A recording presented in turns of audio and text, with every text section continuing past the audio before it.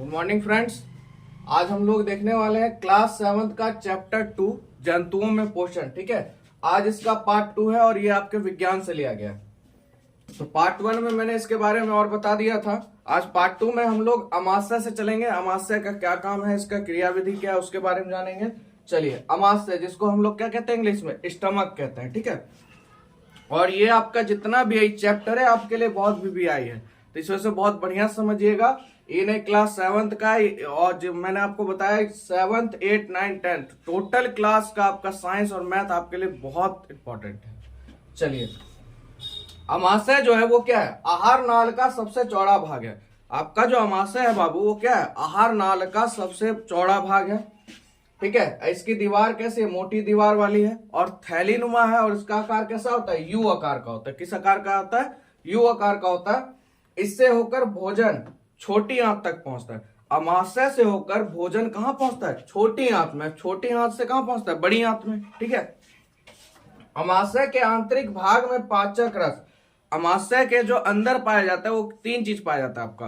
क्या क्या, एक श्लेष्मा, एक हाइड्रोक्लोरिक अम्ल और एक आपका पाया जाता है कौन सी, पाचक रस। ठीक है, यहां तक हो गया। अब देखिए श्लेष्मा का काम क्या है, इसको जानते हैं। श्लेष्मा क्या करता है, अमाशय के आंतरिक स्तर को सुरक्षा देने का काम करता है। श्लेष्मा का काम है अमाशय के आंतरिक स्तर में सुरक्षा प्रदान करने का। ठीक है, और हाइड्रोक्लोरिक अम्ल क्या करता है, भोजन के साथ जो भी आते हैं है ना जीवाणु, उसको नष्ट करता है तथा माध्यम को, जो आपने खाया है उस माध्यम को क्या बनाता है, अम्लीय बनाता है।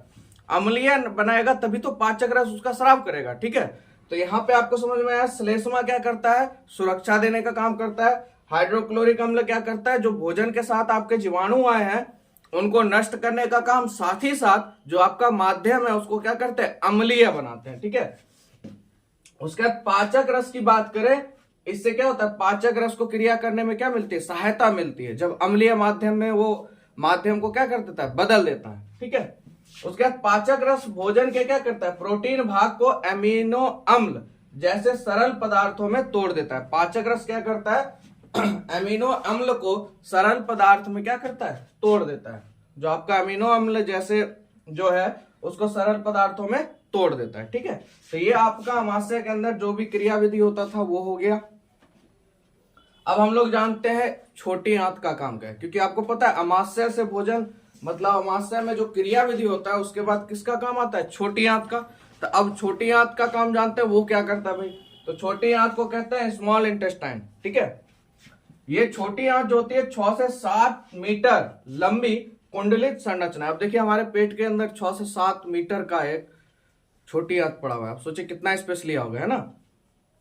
इसमें यकृत, अग्नाशय तथा स्वयं इसकी दीवालों से स्राव प्राप्त होता है। क्या होता है, यकृत, अग्नाशय तथा स्वयं इसकी दीवालों से स्राव प्राप्त होता है। ठीक है, चलिए आगे देखते हैं।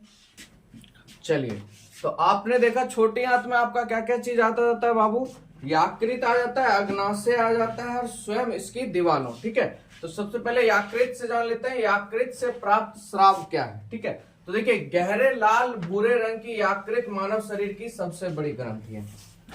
आपके शरीर की यानी मानव शरीर की अगर बात करें तो यकृत क्या, आपके मानव शरीर की सबसे बड़ी ग्रंथि क्या होती है, यकृत होती है। ठीक है, और ये आपके बहुत सारे एग्जाम में भी पूछा जाता है, मानव शरीर की सबसे बड़ी ग्रंथि यकृत और सबसे बड़ी कोशिका बाबू तंत्रिका कोशिका। ठीक है, तो देखिए यह अमाशय के ऊपरी भाग में दाहिने ओर स्थित है। कहां पे, अमाशय के ऊपरी भाग में और किधर, दाहिने तरफ स्थित है। और पित्रस जिसे हम लोग क्या कहते हैं, बाइल जूस, है ना, ये क्या करता है, पित्रस को स्रावित करती है, जो एक थैलीनुमा संरचना पित्ताशय में संग्रहित होता है ना।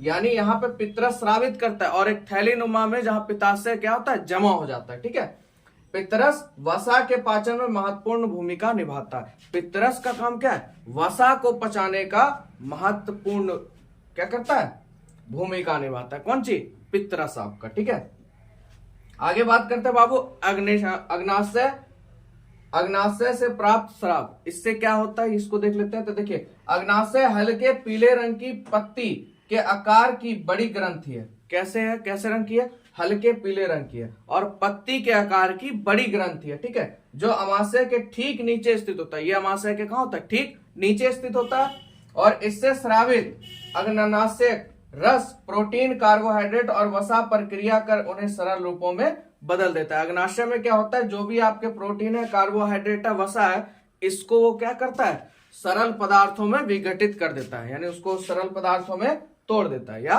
बदल देता है। ठीक है। अब छोटी आंत की दीवारों से प्राप्त स्राव। अब छोटी आंत की दीवारों से कैसा स्राव प्राप्त होता है उसको देखते हैं। तो देखिए, छोटी आंत की दीवारों से स्रावित आंतरस आंशिक रूप से क्या, छोटी आंत से क्या हो रहा है, आंतरस निकलेगा, रूप से पचे हुए भोजन पर क्रिया कर उसे पूर्ण रूप से क्या कर देता है, पचा देता है। अब भैया यहां तक आपका काम कर दिया यकृत ने। यकृत के बाद काम हो गया किसका, अग्नाशय का। अग्नाशय के बाद छोटी आंत क्या करेगी, उसके दीवार को जो भी चीज है, अब वो पचने के बाद उस क्रिया को क्या कर देते, खत्म कर देते, यानी पचाने का जितना भी क्रिया अब यहाँ पे क्या हो जाता है, पूर्ण रूप से खत्म हो जाता है, यानी पच जाता है। ठीक है। इस प्रकार छोटी आंत में कार्बोहाइड्रेट सरल, शर्करा ग्लूकोज में, प्रोटीन अमीनो अम्ल में तथा वसा अम्ल में और ग्लिसरॉल में बदल देता है। ठीक है। यानी देखिए, कार्बोहाइड्रेट को किसमें बदल देता है, सरल शर्करा ग्लूकोज में। छोटी आंत क्या करती है, कार्बोहाइड्रेट को सरल शर्करा ग्लूकोज में बदल देती है। ठीक है। एक एक चीज ध्यान समझिएगा, सब ऑब्जेक्टिव में आपके पूछ सकता है, कोई भी क्लास का हो या कंपटीशन लेवल का हो। कार्बोहाइड्रेट क्या करता है, छोटी आंत में कार्बोहाइड्रेट क्या करता है, सरल शर्करा ग्लूकोज में बदल देता है। प्रोटीन को अमीनो अम्ल में बदल देता है, और किसमें, वसा में। प्रोटीन को यहाँ अमीनो अम्ल और साथ ही साथ वसा में। ठीक है। और वसा अम्ल और अमीनो अम्ल में तथा वसा जो है, वसा अम्ल और ग्लिसरॉल में बदल देता है। ठीक है। प्रोटीन को किसमें बदलना है, अमीनो अम्ल में, और वसा को वसा अम्ल या ग्लिसरॉल में बदल देता है। ठीक है। आगे बात करते हैं छोटी आंत में पचे भोजन का अवशोषण। अब छोटी आंत में जो खाना पच जाता है उसका अवशोषण कैसे होता है, देखिए।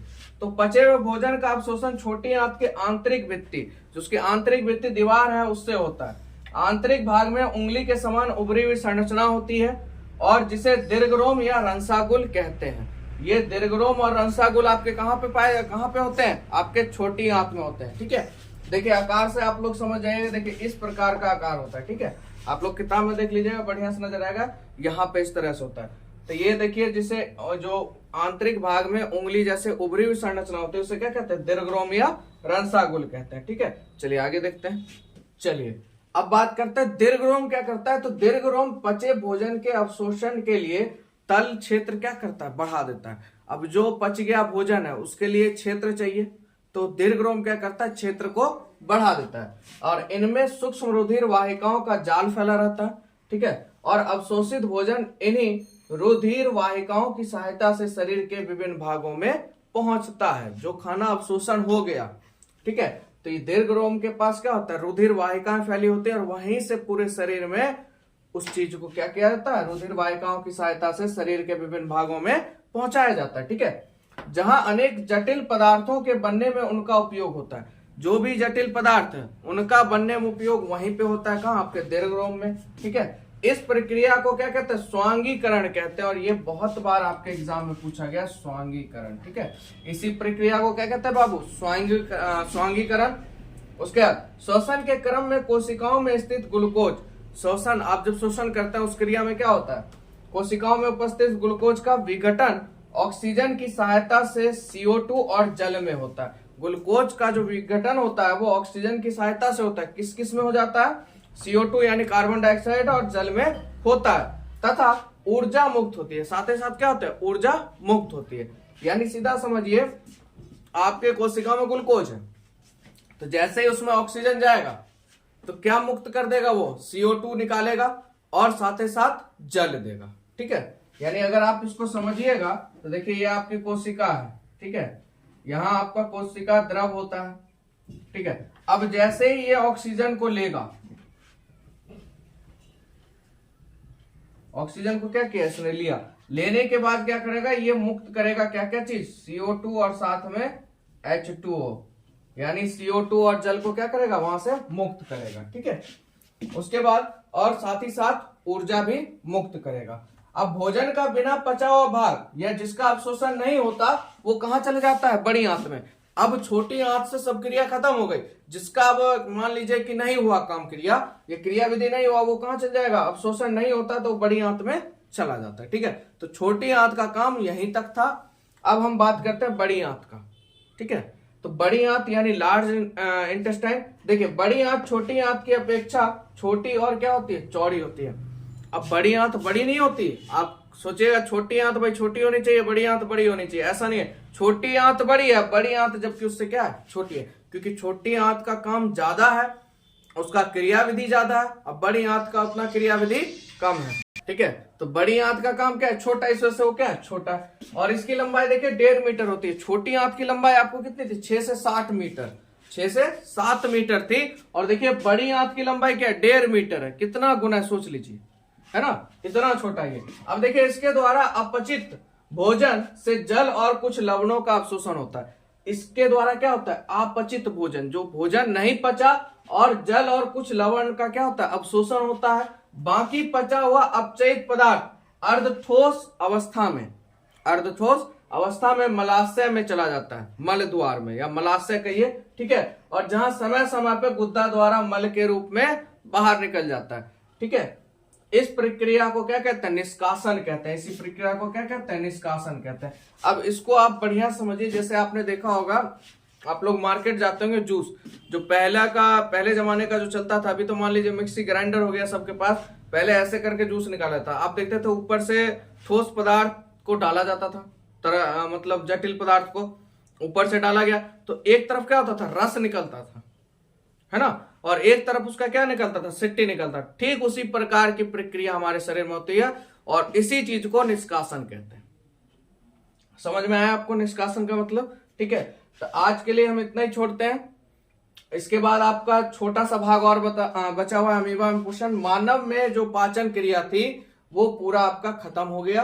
आपको वीडियो अच्छा लगे तो लाइक कीजिए, जरूर दोस्तों में शेयर कीजिए, और थोड़ा सपोर्ट जिस मेहनत से आप लोगों ने किया है उस तरह से थोड़ा और कीजिए, क्योंकि 1000 के लमसम पुर जाता है तो आप लोग के सामने हम लाइव आ सकते हैं। तो लाइव क्लास का मजा कुछ और होगा, ठीक है। तो चलिए आज के लिए इतना ही, मिलेंगे नेक्स्ट वीडियो में।